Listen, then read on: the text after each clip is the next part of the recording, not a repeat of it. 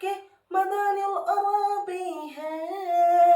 ओ मेरा नबी मेरा नबी मेरा नबी है। ओ मेरा नबी मेरा नबी मेरा नबी है। मुजम्मिल हो मासीन हो या मुतस्सिर तो क्या क्या नए अल्फाजों से मौला ने पुकारा। क्या शान है उनकी, क्या शान है उनकी जो में लगी है। ओ मेरा नबी मेरा नबी मेरा नबी है।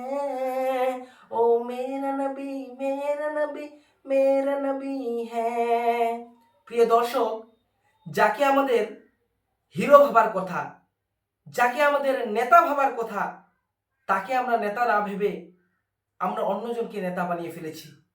আমরা একটা কোনো মুভির হিরো বা আমরা কোনো একটা নাটকের হিরো বা আমরা কোনো রাজনীতিবিদ লোককে অথবা কোনো একটা নেতাকে বা কোনো একটা ক্ষমতাবান লোককে আমরা আমাদের নিজের নেতা বানিয়ে ফেলেছি। কিন্তু আফসোসের বিষয় কথা জানেন, 1400 বছর আগে হযরত মুহাম্মদ সাল্লাল্লাহু আলাইহি ওয়াসাল্লাম তিনি এসে আমাদেরকে দেখিয়ে গেছেন যে আমাদের গন্তব্যস্থল কোথায়। আমরা এখানকার জন্য আসেনি, আমরা ইহকালের জন্য আসেনি। ইহকালটা একটা খানিক সময়ের জন্য। আপনাকে যদি আমি বোঝানোর চেষ্টা করি যে হযরত মুহাম্মদ সাল্লাল্লাহু আলাইহি সাল্লাম এক হাদিসে বলেছেন যে গোটা সমুদ্র দেখছেন না, সমুদ্রের মধ্যে আপনি যদি আপনার আঙ্গুলটাকে এই সমুদ্রের মধ্যে ডুবান আর উঠান, আর উঠানোর ফলে অগ্রভাগে যে জলটুকু বা যে জল বা এক ফোঁটা থাকবে সেটা হচ্ছে ইহকাল, আর যে সমুদ্রটা দেখছেন সেটা হচ্ছে পরকাল। সুতরাং আমি আপনাকে বোঝানোর চেষ্টা করছি যে ইহকাল, যে ইহকালের জন্য আপনি নিজের সমস্ত পরিশ্রম লাগিয়ে দিচ্ছেন, আপনাকে উন্নত হতে হবে, আপনাকে ব্যবসা বাণিজ্য করতে হবে, আপনাকে আপনার একতলা বাড়ি থেকে দুতলা করতে হবে, আপনাকে রাজা হতে হবে বা আপনাকে নেতা হতে হবে।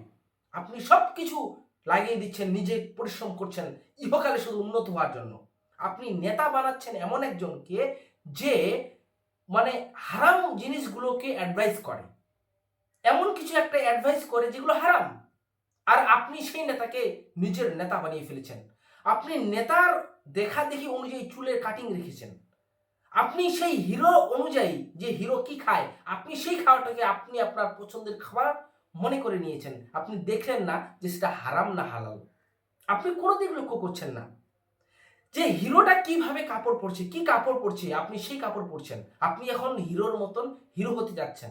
কিন্তু আফসোসের বিষয় এখানে যে 1450 বছর আগে হযরত মুহাম্মদ সাল্লাল্লাহু আলাইহি সাল্লাম তিনি যে নিয়মে বললেন যে দেখুন এইভাবে 5 ওয়াক্ত সালাত যদি আদায় করা যায়, আল্লাহকে 5 বার যদি স্মরণ করা যায়, তো আল্লাহ আমাদের প্রতি খুশি হবে। আল্লাহ আমাদের প্রতি খুশি হলে আমাদের জন্য জান্নাত রেখেছেন। জান্নাতের ডেফিনিশন হযরত মুহাম্মদ সাল্লাল্লাহু আলাইহি সাল্লাম বলেছেন, এমনকি জাহান্নামের কথাও বলেছেন। জাহান্নামটাও আমাদের জন্য, জিনজাতি আর মানুষের জন্য।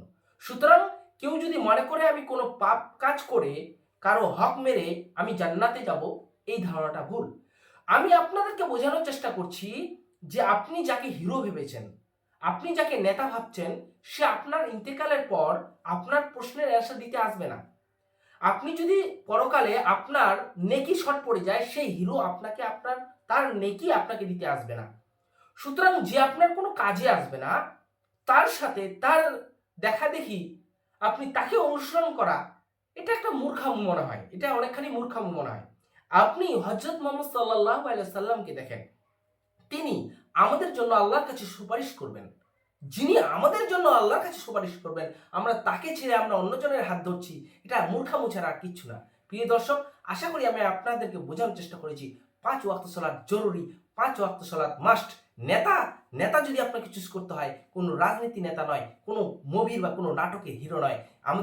আমাদের হিরো, আমাদের নেতা হচ্ছেন হযরত মুহাম্মদ সাল্লাল্লাহু আলাইহি সাল্লাম। আসসালামু আলাইকুম ওয়া রাহমাতুল্লাহি ওয়া বারাকাতুহু। কারণ যা হবে স্পষ্ট হবে।